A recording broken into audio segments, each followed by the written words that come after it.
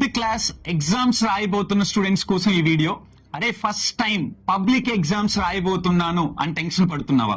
Already చదివే ఉంటావు. ఈ కొన్ని టిప్స్ కూడా ఫాలో అవ్వు. ఇప్పటి వరకు నువ్వు చదివిన దాన్ని వీలైనన్ని సార్లు రివైజ్ చేయి. అండ్ ఎగ్జామ్ కి వెళ్లే ముందు నీకు కావాల్సిన నెసెసిటీస్, పెన్నులు, పెన్సిల్, స్కేళ్లు, ఈ నెసెసిటీస్ అన్నిటిని ప్రాపర్ గా క్రాస్ చెక్ చేసుకుని ఎగ్జామ్ కి వెళ్ళు. లేకపోతే అక్కడికి వెళ్ళిన తర్వాత టెన్షన్ పడతావు. అండ్ ఎగ్జామ్ సెంటర్ కి వెళ్ళిన తర్వాత దయచేసి నువ్వు ఇది చదివావా ఇది చదివా అని ఫ్రెండ్స్ తో డిస్కస్ చేయొద్దు.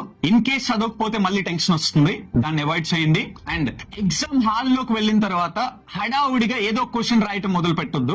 మొత్తం చదువు, క్లియర్ గా చూడు. నీకు ఏదైతే బాగా వచ్చో దాంతోనే మొదలుపెట్టు. 1 మార్క్ అయినా 2 మార్క్స్ అయినా 8 మార్క్స్ అయినా ఏదైనా పర్లేదు. నీకు ఏది బాగా వస్తే దాంతోనే మొదలుపెట్టు.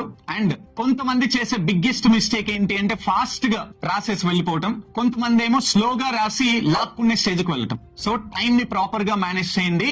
15 to 20 మినిట్స్ ముందు ఎగ్జామ్ రాయటం అయిపోవాలి. క్వశ్చన్ నెంబర్స్ అన్ని ప్రాపర్ గా వేసావా లేదో చెక్ చేసుకో.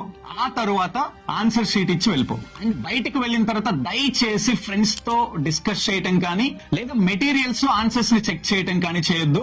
వదిలేసాయి. ఇంటికి వెళ్లి ప్రశాంతంగా తిని హ్యాపీగా ఒక 1 or 2 అవర్స్ నిద్రపోయి మళ్ళీ నెక్స్ట్ ఎగ్జామ్ ప్రిపరేషన్ స్టార్ట్ చేయి.